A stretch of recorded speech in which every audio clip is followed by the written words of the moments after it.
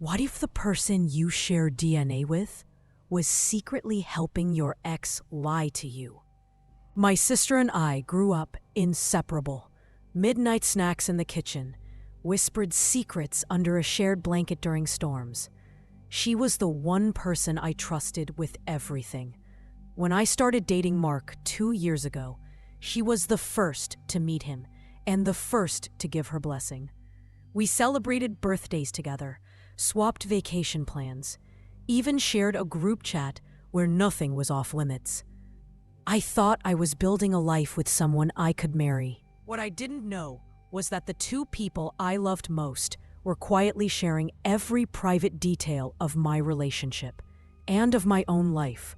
From my finances to the doubts I confessed only to her, nothing stayed between us. At first, the changes were so small I almost brushed them off. My sister suddenly became overly protective of Mark, quick to defend him in every minor disagreement. Friends started pausing mid-sentence when I walked into the room, exchanging glances I couldn't quite read. Phone calls between the two of them grew more frequent. I'd notice half-finished messages on her screen, and when I asked, she'd laugh it off as work stuff. Even their jokes began to feel like an inside language I didn't understand. I kept asking myself, am I overthinking this? Or was there something they didn't want me to know?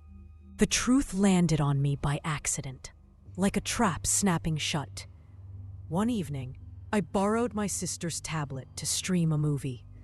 A notification popped up before I could even log in, a long message thread between her and Mark.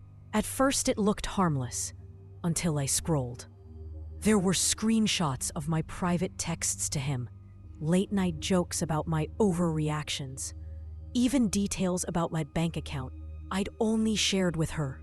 I remember the room going silent, the blue glow of the screen painting the walls while my stomach dropped. My heart pounded so hard it drowned out every sound. Shock froze me in place. Then came the heat. Anger, disbelief, a tidal wave I couldn't hold back. It felt like losing two pillars of my life at once, my partner and my sister. The betrayal wasn't just romantic. It was blood deep. Sleep disappeared first. I'd lie awake, replaying every conversation, every laugh we'd shared, wondering which moments were real. Friends started to notice I'd gone quiet, but I couldn't find the words to explain the double punch of heartbreak and family disloyalty. When I finally confronted them, the room was thick with silence. Me. Why would you do this to me? Her. I was just trying to protect you. You wouldn't have listened. That answer didn't soothe anything. It only carved the wound deeper. One morning, after another night of staring at the ceiling, I realized I couldn't keep bleeding for their choices. A close friend finally said the words I needed to hear. You can't control them, but you can protect your peace. I stopped answering Mark's calls.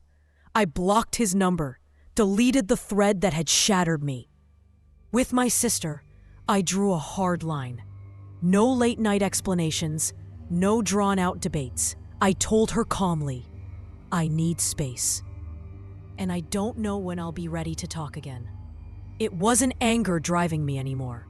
It was clarity.